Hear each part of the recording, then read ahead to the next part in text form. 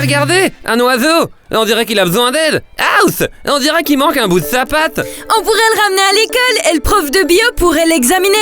Je pense qu'elle est déjà partie. Sa place de parking est vide.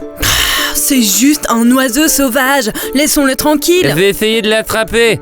Allez, viens, petit oiseau. Non, laisse-le là.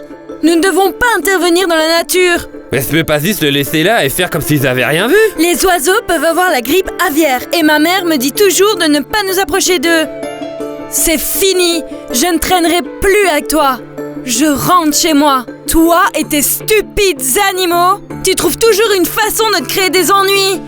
J'en ai assez. En fait, ces grands oiseaux noirs vivent à la campagne, dans des grands champs. Leur place n'est pas dans la ville. Eh bien, autrefois cette zone était un grand champ ouvert. Et puis la ville s'est agrandie, la pollution aussi. C'est aussi bien la maison des oiseaux que la nôtre. Rappelez-vous du cours en environnement sur Aldo Léopold. Il a dit que nous avons détruit les espaces sauvages et la terre, sans le demander. Ouais, c'est peut-être parce que tu ne peux pas avoir une conversation constructive avec la Terre. Crois-moi, j'ai essayé la dernière fois, quand je suis tombé de mon vélo tout-terrain, ça a pas marché. C'est pareil pour les animaux, ils peuvent pas parler et c'est la différence entre eux et nous, les êtres humains. Nous, eux, peu importe, on doit faire quelque chose pour l'aider. Ramassons l'oiseau doucement et amenons-le chez quelqu'un qui peut l'aider. Ok, je vais le ramasser doucement et le mettre ensuite dans mon pull. Il y a une animalerie en ville, je vais y aller, ils pourront peut-être nous aider.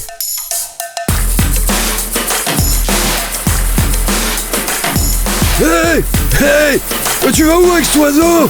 Tu veux le cuire pour le manger ou quoi? Miam miam miam miam miam. Oh non, c'est vrai, ta mère est végétarienne. Tu dois l'être aussi du coup, non? Hey, un jour, tu vas te transformer en singe. Bah non, ou alors en mouton, parce que tu manges que de l'herbe. Juste comme si la paix. Juste ignore-le quoi. Allez, on y va. Mais il a peut-être pas tout à fait tort. Il y a les animaux sauvages et les animaux de compagnie. Et les oiseaux sauvages, c'est pas des animaux de compagnie, on n'est pas obligé de s'en occuper. On n'intervient pas quand un lion veut manger une gazelle. Il se débrouille tout seul.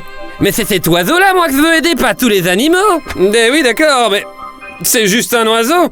Je veux dire, un chien, ça pourrait au moins t'apporter tes pantoufles le matin et aboyer sur les intrus. Et un chat, les chats, ça fait vraiment rien.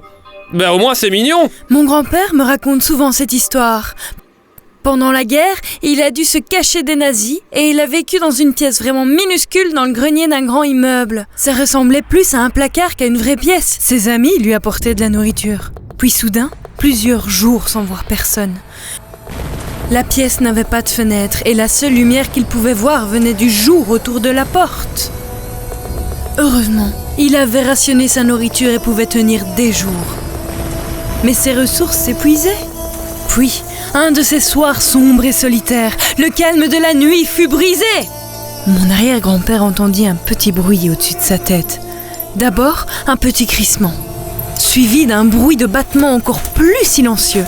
Au début, il n'avait aucune idée de ce dont il s'agissait, mais après quelques soirées, il a compris. Il avait dû s'agir d'une petite chauve-souris qui était retournée se cacher sous le toit. Elle avait dû rentrer par un petit espace dans le toit, entre les ardoises. Après avoir prêté suffisamment d'attention, il a pu entendre la chauve-souris aller et venir plusieurs fois dans la nuit. Il m'a dit que sa compagne chauve-souris, même s'il ne l'avait jamais vue, rendait ses journées plus supportables. Il disait toujours que c'est la chauve-souris qui l'a maintenu en vie durant ces 2 semaines sans provision. Et qu'il attendait chaque soir pour souhaiter bonne chance à la chauve-souris dans la chasse aux insectes. Vous voyez, les animaux sont nos compagnons.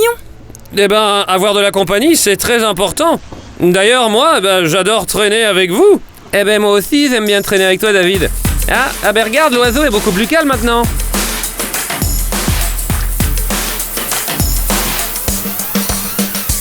Non, vous ne laissez pas entrer ça à l'intérieur. C'est un animal sauvage, ça pourrait infecter nos animaux. Et à la base, ils sont pas tous sauvages, les animaux? Arrête de faire le malin, toi. Mais vous devez sûrement connaître quelqu'un qui peut soigner l'oiseau. Il est blessé, il a besoin d'être soigné.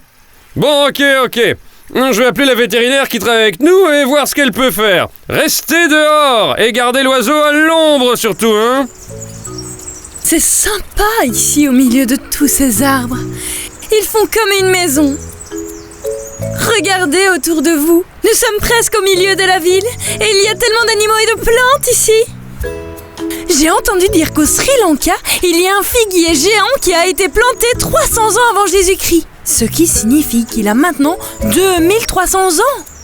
Imaginez apporter ombre et nourriture à des générations d'enfants. En tout cas, ce petit air frais créé par les arbres, je le trouve plutôt sympathique, moi. On dirait de l'air conditionné naturel. Et j'espère que l'oiseau ira vite mieux et qu'il pourra reprendre son envol. J'aimerais que l'INSEE soit là. Tu peux l'appeler ou lui envoyer un message. Je peux essayer, ouais. Alors, qu'est-ce que tu as écrit? Je lui ai dit qu'on habitait tous sur la même planète. Alors, pourquoi ne pas partager ce banc ensemble? Désolé les gars, je ne voulais vraiment pas réagir comme je l'ai fait et j'ai vérifié. Les corbeaux freux, oui, cette petite bête s'appelle un corbeau freux, ne transmettent pas la grippe aviaire. Ces arbres sont magnifiques. J'espère que ça restera comme ça et que personne ne construira. Les arbres sont des êtres vivants comme nous, même s'ils n'ont pas de pensée et de sentiments. Coucou petit oiseau, tu te demandes qui t'arrive ici, hein? Mais oui, t'aimes bien cet endroit, hein? Ça va aller. Ah, le veto arrive.